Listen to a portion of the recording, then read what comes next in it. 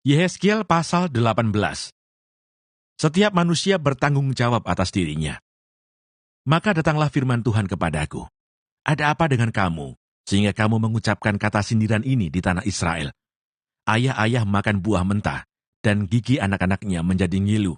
Demi aku yang hidup, demikianlah firman Tuhan Allah. Kamu tidak akan mengucapkan kata sindiran ini lagi di Israel. Sungguh, semua jiwa aku punya, baik jiwa ayah maupun jiwa anak aku punya. Dan orang yang berbuat dosa, itu yang harus mati.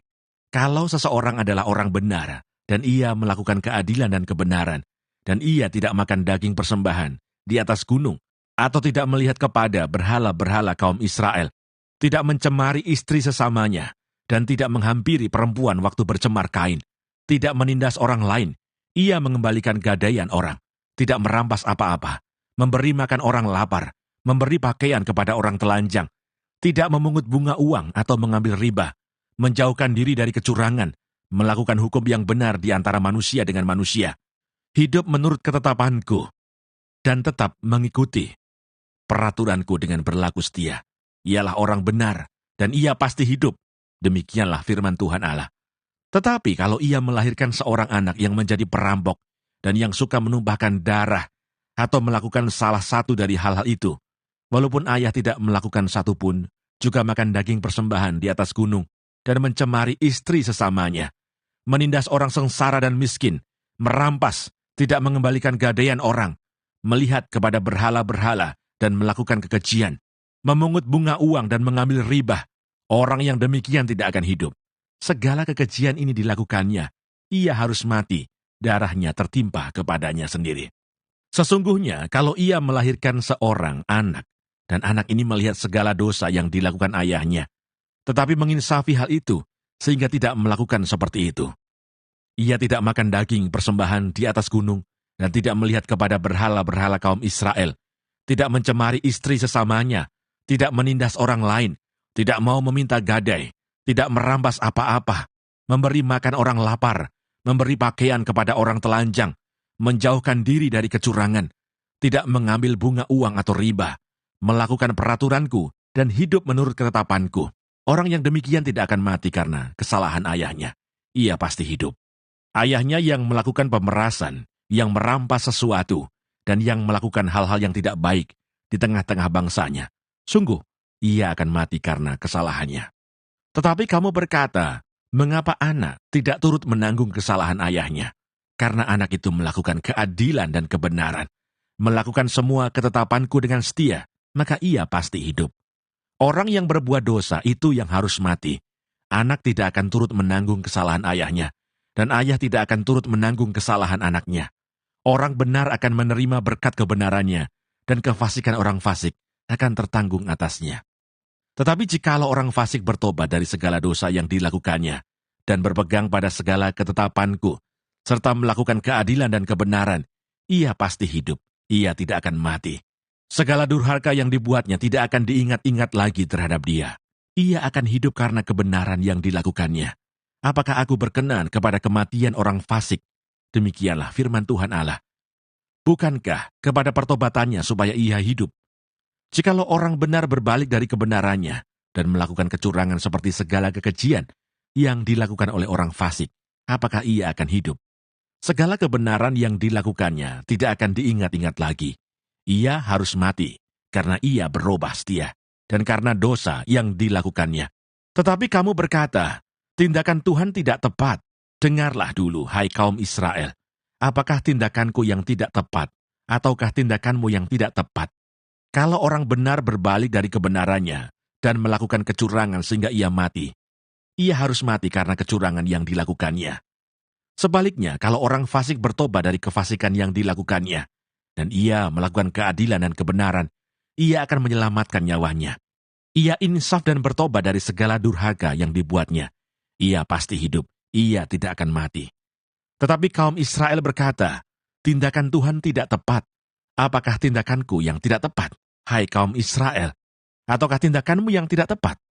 Oleh karena itu aku akan menghukum kamu masing-masing menurut tindakannya, hai kaum Israel. Demikianlah firman Tuhan Allah. Bertobatlah dan berpalinglah dari segala durhakamu, supaya itu jangan bagimu menjadi batu sandungan, yang menjatuhkan kamu ke dalam kesalahan. Buangkanlah daripadamu segala durhaka yang kamu buat terhadap aku, dan perbaharuilah hatimu dan rohmu. Mengapakah kamu akan mati, hai kaum Israel? Sebab aku tidak berkenan kepada kematian seseorang yang harus ditanggungnya. Demikianlah firman Tuhan Allah. Oleh sebab itu bertobatlah supaya kamu hidup. Yehezkiel pasal 19. Ratapan tentang Raja Israel. Hai, ucapkanlah suatu ratapan mengenai Raja Israel, dan katakanlah begini: betapa ibumu menjadi seekor singa betina di antara singa-singa. Ia berbaring di antara singa-singa muda, dan menyusui anak-anaknya. Ia membesarkan seekor dari anak-anaknya, sehingga menjadi singa muda. Ia belajar menerkam, malah manusia ditelannya.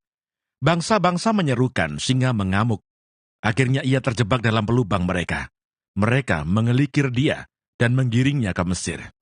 Sesudah induk singa menyadari bahwa usahanya gagal dan pengharapannya hilang lenyap, ia mengambil anaknya yang lain dan membesarkannya menjadi singa muda. Anaknya ini berjalan-jalan di antara kawanan singa. Ia menjadi seekor singa muda. Ia belajar menerkam, malah manusia ditelannya. Ia merusak puri-puri mereka dan menumpas kota-kotanya. Bumi serta segala isinya diam ketakutan mendengar suara aumnya. Maka bangsa-bangsa bangkit melawan dia dari daerah-daerah sekelilingnya. Mereka memasang jaring untuk menangkapnya dan menjebaknya dalam pelubang.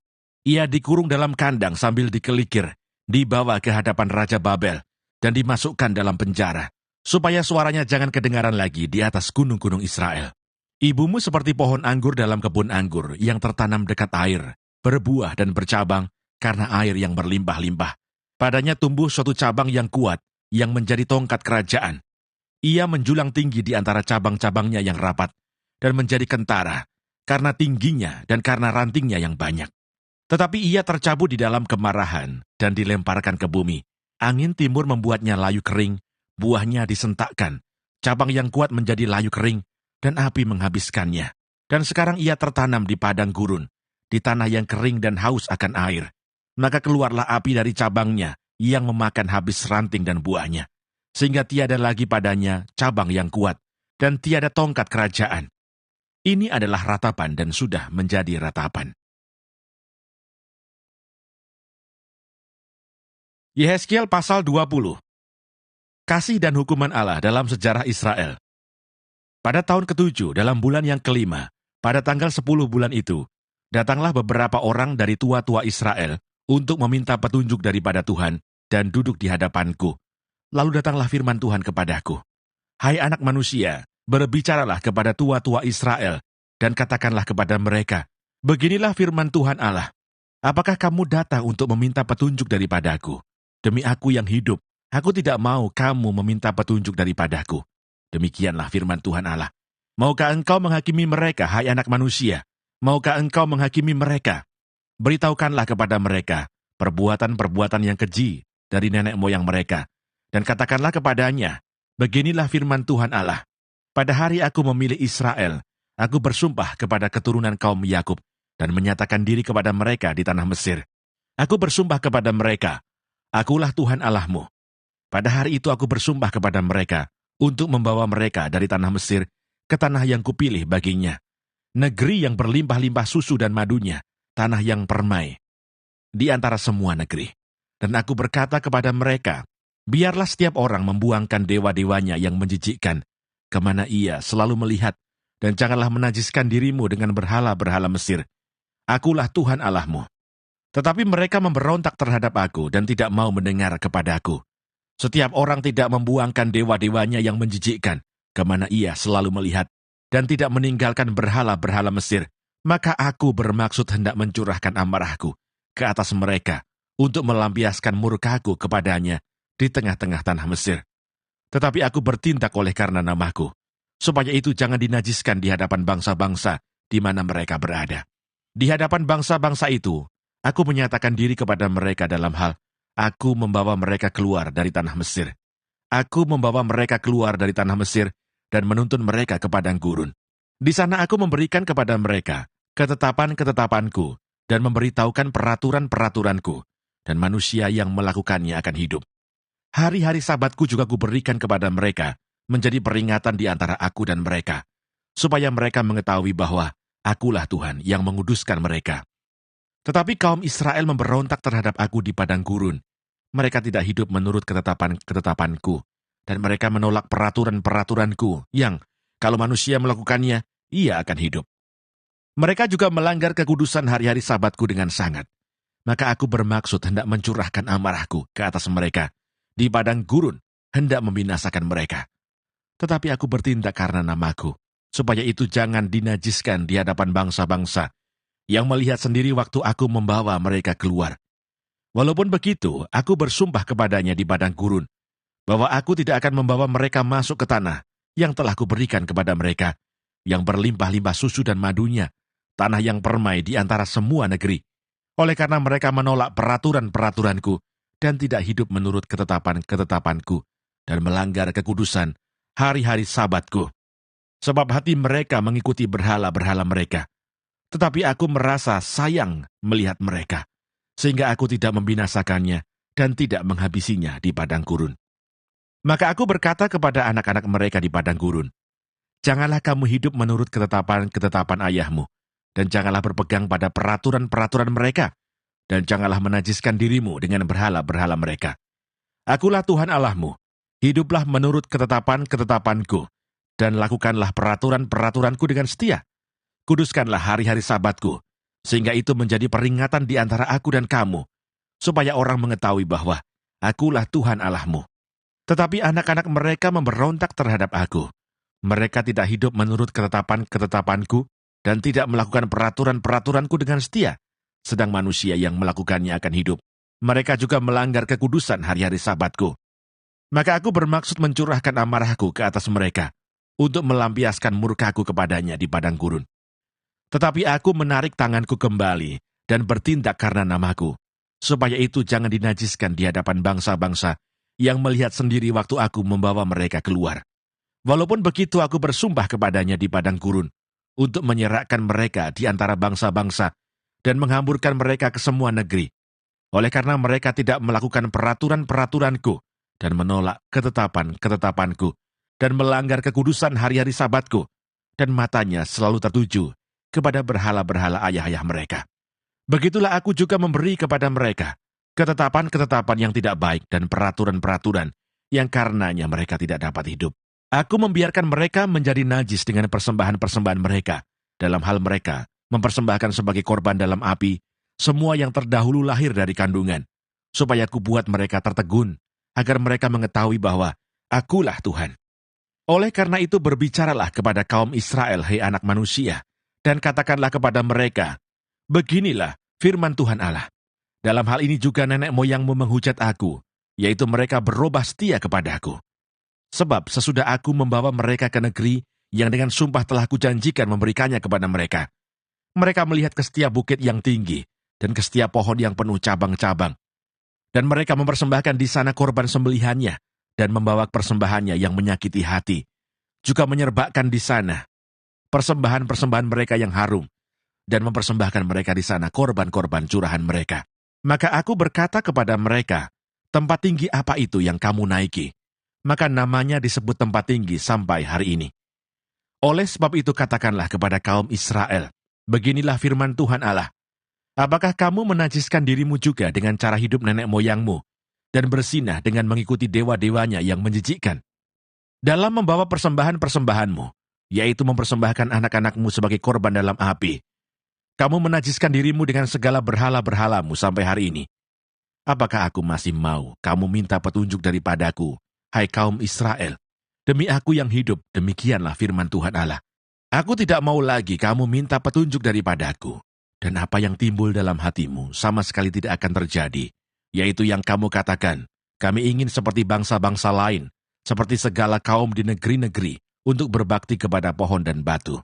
Demi aku yang hidup, demikianlah firman Tuhan Allah. Aku akan memerintahkan kamu dengan tangan yang kuat, dan lengan yang teracung, dan amarah yang tercurah.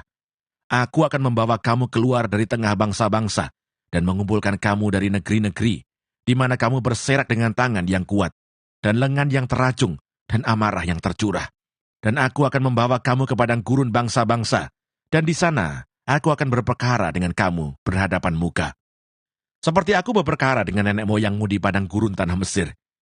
Begitulah aku akan berperkara dengan kamu, demikianlah firman Tuhan Allah. Aku akan membiarkan kamu lewat dari bawah tongkat gembalaku, dan memasukkan kamu ke kandang dengan menghitung kamu. Aku akan memisahkan dari tengah-tengahmu orang-orang yang memberontak dan mendurhaka terhadap aku. Aku akan membawa mereka keluar dari negeri, tempat mereka tinggal sebagai orang asing. Tetapi di tanah Israel mereka tidak akan masuk, dan kamu akan mengetahui bahwa akulah Tuhan.